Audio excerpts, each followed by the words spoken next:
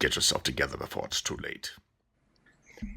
Good afternoon. And that's right. We're saying afternoon to all of our Divided We Stand members on YouTube and Facebook. If you're unfamiliar with this, this is Divided We Stand. We have a YouTube channel. We ask that you subscribe. We don't ask for anything. We are not a monetized channel. And if you are not a member or have a subscription to YouTube, we ask that you become a member to Divided We Stand on Facebook. You can find us there through group pages. There may be a few other Divided We Stands out there as there are on YouTube, but you'll find us. We're a political group. We commiserate. We are in the thinking that it is untenable negotiating with the Republican Party, and you can look for yourself. Today is our inaugural recorded version of Divided We Stand. This is Divided We Stand in the afternoon. It's a verse for us. So at this point in time, I'd like to introduce my co-host, my good friend, journalist, educator, podcaster, writer, pretty much everything. He's not a dilettante either. He knows what he's talking about, and that would be our Dave Price. Dave, how are you doing? Hey, Brian. Hot down here in Washington, D.C. I suppose it's hot up where you are, hot on the East Coast. I don't know. I was just out there. I don't know the exact temp. I'll look for it, but I imagine it's got to be in the 90s right now. Yeah, oh, it is. And but that's not the only thing hot going on. We have a whole number of hot issues, and in this midweek, what we're going to do as people know who are familiar with our weekend show, we tackle all kinds of things.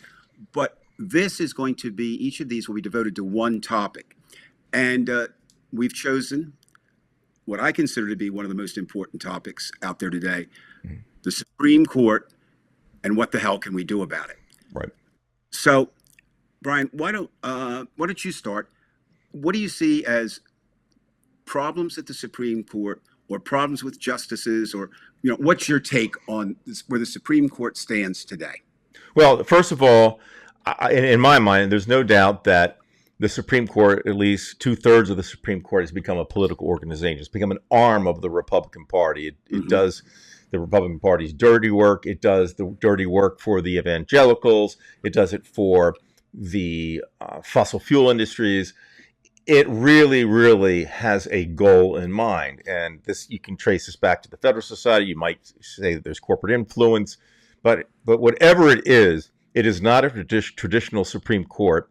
And unfortunately, we're on the minority end of that court. So being an arm of the Republican Party, they basically can put the handcuffs on us. No matter what we win or where we're going with any issue, no matter what the populace thinks, the voice of the populace, it won't matter. They hold the key, and there's not much you can do when you have the judge and the prosecutor sitting in the same seat. That's what I think of them. Yeah. Now, most of our listeners and listeners/viewers, pretty political savvy, but just for anybody, just a brief thing that I think we should talk about a little bit is, how does one get to be a Supreme Court justice? Well, basically, you're nominated by the President of the United States. And so obviously, you are either, if the president happens to be a Democrat, you probably have Democratic leanings. If the president is Republican, you have Republican leanings.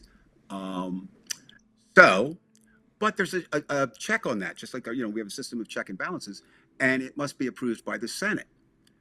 But again, if the Senate if it's controlled by Republicans, a Republican judge gets an automatic attaboy or attagirl, and in they go. But if it's a Democrat and it's a Republican Senate, it could be held up, as Mitch McConnell did with Barack Obama had a chance for an appointment, and McConnell just ran the clock out. Now, one of the problems that I see with the Supreme Court, and again, is that 5 of the members, I believe, I know 3, and I think 5 of the members were actually appointed by a president who did not win the popular vote. Mm-hmm. So automatically there's a disconnect. Again, it's not illegal because the president has the power, the Senate has the power to confirm or deny. So my take on the court, I break it down a little bit. There are 9 justices. 3 are liberal Democrats, And by liberal, I mean not some. They're not out there with the Occupy movement or Right. that kind of thing. They just believe basically that the Supreme Court should rule Hmm. according to the law, taking into account the common good, taking into account all types of things. Well, the six Republicans come from a different venue, if you will, or different bent. First of all, the head of the Supreme Court is not the justice who served the longest. It's not the justice who is picked by the court. Sometimes, 8 justices would say, we want such and such.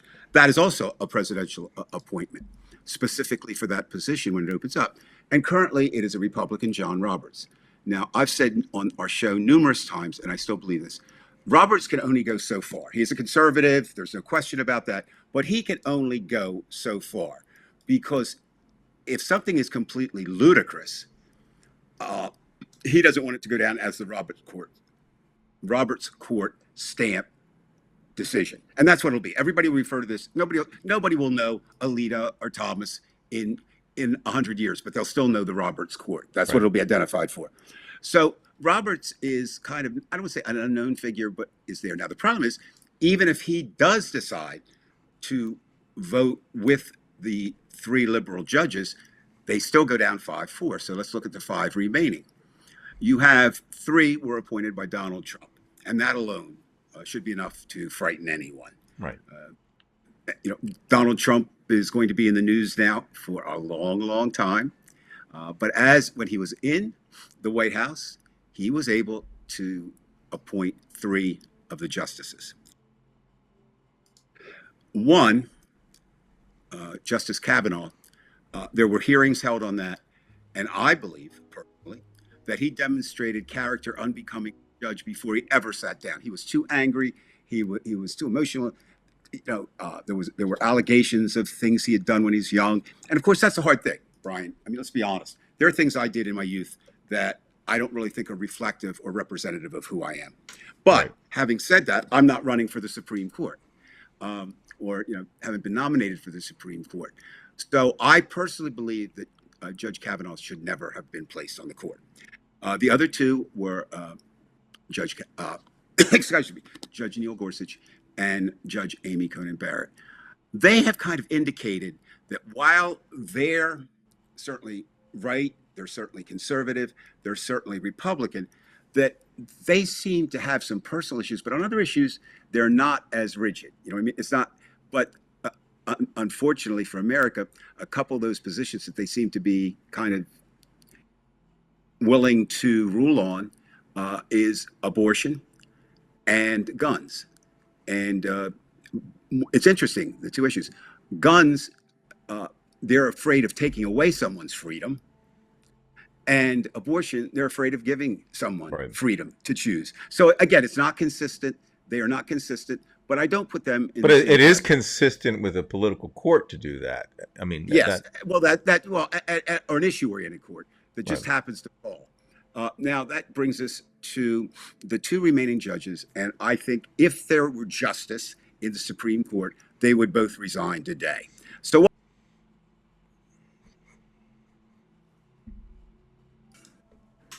okay, so it's your call, Alito or Thomas. In terms of if I had to get rid of You want one. to? No, you want no. We're just pick one to talk about. All right. And Can't do it we're live right simultaneously. now. Okay. So sure. Let's talk about Thomas. All right, so let's look at Clarence Thomas. Some interesting facts, of course. When Thomas was nominated, it was one of the most contentious hearings in Senate history.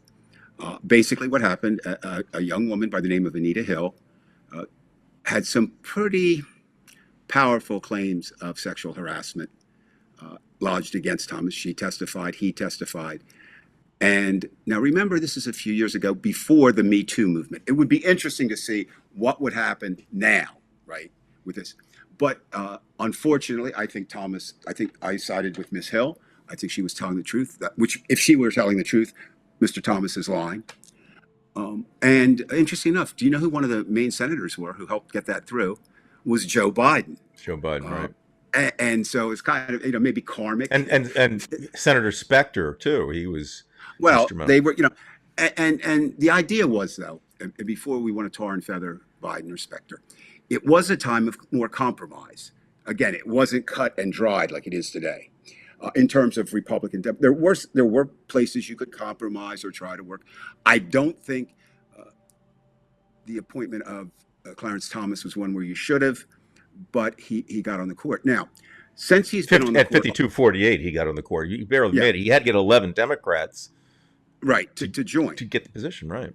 Right. So almost from the moment he goes on the court, he has caused problems. They said no. I liked what one political reporter said. No one since Calvin Coolidge, who was known as Silent Cal when he was president, has been more quiet than Clarence Thomas. He doesn't speak from the bench. I think he went 7 years or some period of time without speaking with anything. And prior to the pandemic, I don't know, a couple of years prior to the pandemic, I got excited because he was going to speak at the National Archives. And I said, well, that'll be cool. It's open. You can go. And they have an auditorium there that seats about 230 people, maybe 250. Anyway, my wife and I go. We get in the line. And only 13 members of the public were let in. I counted them. And so I'll just kind of, well, I was later able to talk to the program director of the archives. I knew him at the time. And I said, what happened? He said, we feel bad about it, but Justice Thomas asked for 200 guests to attend. Well, what did that leave? 30 open seats, if that. Mm-hmm. And of course, the Library of Congress would have some of their members filling. So, it was like, oh, yeah, he spoke. But no, he didn't speak publicly. And now we see it getting worse. ProPublica, which is, by the way, highly endorsed. They're an independent news organization who's not an investigative news organization that looks at issues statewide and nationwide. And then followed up by the New York Times investigation, proved to me beyond any doubt that Clarence Thomas is corrupt. Why do I say that? Millions, and I don't mean, there's an S on that, millions he's taken in trips, in benefits. For example, just a couple things we could talk about. He has been given 26 private jet vacation flights. He's been given 8 private helicopter vacations. He was given money to buy a recreational vehicle that may cost more than your house. Right. Now, a judge, more than any other, I think, person or type of job in America, should be ethical, should avoid any appearance of conflict, and certainly should not, as Clarence Thomas just basically rejected it. He came out after this, and he called them lies. They're not. You can see, they're figures. Figures don't lie. And so the problem becomes, Brian, and the same with Alito, and the same with any of the justices. The rule has always been and remains today that a judge must recuse himself or herself, and by recuse, that means remove from a case if there's any conflict. I don't see how Clarence Thomas can rule on anything that's brought up by any Republican in America. But of course, but what's interesting, I think, Brian, is this time he did it in his hearings, and he's done it once or twice before. He hasn't played the race card. Have you noticed that? I mean, he hasn't said anything. They're after me because I'm black, which I find kind of interesting. I think, because that's always been kind of a fallback position, or for any minority, and he hasn't done that. Well, that was really the basis of how he was trying to squirm out of those hearings years ago. Yeah, and of course it was, the Anita Hill was also black, so it wasn't, a black and white issue, no pun intended. But I think the other thing is, and this is a great debate, how much influence does your spouse have on you, and how much should your spouse influence how someone views you? And we're talking about his second spouse too. I mean, it's not his first. Correct. And Ginny Thomas, and there's no question. Again, there's absolute proof that Ginny Thomas was integrally involved in the January 6th insurrection at the Capitol. To me, either one of those, the financial corruption or his wife's involvement, he should not sit on the Supreme Court. What about Alito? On any court, almost. Jeez, the Well, no, man's well, that yeah, corrupt. yes, no. See yeah, I stand corrected. Mhm. I was just thinking of the Supreme Court. No, he has proven, and it has nothing to do with his rulings. Okay, which is interesting. We're just talking Right. on the facts of his wife and him.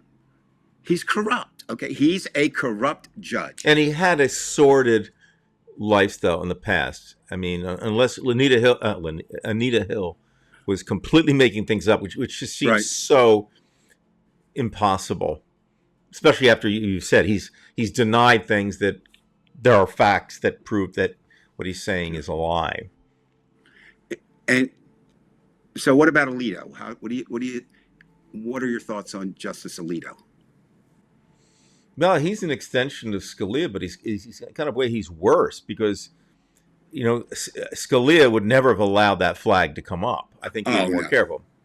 But Alito did. And Alito seems to be the most conservative out of all of them to me. I would agree. And just from that recording, I don't know if you heard that recording from a couple of weeks ago, you can tell where he's giving his own personal opinion about things, and he shouldn't be doing that. And for anyone who doesn't know about that recording, basically, I'm paraphrasing here, but basically he said that just like our show says, the two sides are divided. What he's saying is they're divided, and one or the other side will win. Well, if you're a Supreme Court justice, you're going to have a big decision in which side wins. Okay, right? It's not. And we know which side he's on and which side he's going to choose. And again, another interesting parallel, sort of between Thomas and Alito. They both indicated that they're not at fault; it's their wives. Alito completely threw his wife under the bus. Right. The two incidences with the flags. The first was flown at their Virginia home, and it was an American flag upside down. Now, that has a long history. We're not going to delve into it. It's kind of interesting. But basically, it started as I talk real well. It started as a ship's signal that it was in distress, a visible signal. And that meant distress. Then it kind of came to mean distress. The left, which I was part of in the 60s, we used to reverse the flag as anti-Vietnam, showing a distrust, a distaste with the government. And now it's morphed into a right-wing, Proud Boys, oath takers kind of symbol of distress with the country still. So he claims, he being Judge Alito, claims he knew nothing of it. His wife decided to do it in response to a neighbor who put a "fuck Trump" sign in his yard. Okay? Look. You're on. So what we have is Alito blaming his wife for turning this flag upside down, as I said, flying it, and not for just 1 or 2 or 3 days. I think it was not a whole week, but not more than 1 day or more than 1 hour. And that's bad. I think that alone, again, at the minimum, Alito should recuse himself from any dealings with issues involving Trump. Because basically upside down flag says we're with Trump. That's one of the things it says. But it gets even worse for the judge. He actually has a summer home not too far from you, Brian, and where I used to live. Really? It's in up in Long Branch, an ocean home, and there a flag called excuse me, it's labeled the Appeal to Heaven flag, and has different variations, and that now has become a symbol of Christian nationalism and evangelicals who are calling for America to reject democracy and become a theocracy. Mm-hmm. And that flew there for a few days. And once again, when that was brought out, Alito said the same thing. I wasn't aware of it. I didn't even know it was flying. My wife put it up there. Now, sorry, Sam. Uh, I can't buy that. I don't know everything my wife does. And I'm sure you don't know everything that Ronnie does, Brian. Well, But what does this sound like? It sounds like Trump. It just, complete obfuscation lies. It's just yeah, doesn't want to take and any accountability. yeah. Well, and of course, we don't know. I'm not going to accuse. I am going to accuse Clarence Thomas, of financial corruption.